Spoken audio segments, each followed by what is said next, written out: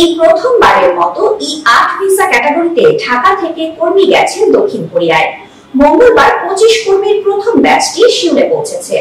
এ বিষয়ে সিউলের বাংলাদেশ দূতাবাস জানায়, দক্ষিণ কোরিয়ার ওয়ান্ডো কাউন্টি এবং বাংলাদেশের প্রবাসী কল্যাণ ও বৈদেশিক কর্মসংস্থান মন্ত্রণালয়ের মধ্যে স্বাক্ষরিত সমঝোতা স্মারকের পরিপ্রেক্ষিতে মৌসুমী কর্মীদের ই8 ভিসা ক্যাটাগরির প্রথম ব্যাচ এদিন দক্ষিণ কোরিয়ায় পৌঁছেছে।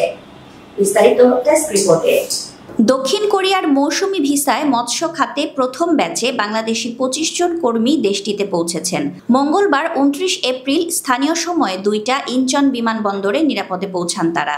মঙ্গলবার Bangladesh overseas employment and services লিমিটেডের বোয়েসেল ভেরিফাইড ফেসবুক পেজে এক বিজ্ঞপ্তিতে এ তথ্য জানায়। বিজ্ঞপ্তিতে বলা হয়, প্রবাসী কল্যাণ ও বৈদেশিক কর্মসংস্থান মন্ত্রণালয় এবং দক্ষিণ কোরিয়ার ওয়ান্ডো গুন কর্তৃপক্ষ কর্তৃক সম্পাদিত সমঝোতা চুক্তি অনুযায়ী বরিশাল বিভাগের আওতাধীন জেলা উপজেলা মৎস্য অধিদপ্তর থেকে গত March fisherman ID card FID ধারী 50 জন মৎস্যজীবী মৌসুমী প্রার্থীকে নির্বাচন করা হয়েছে।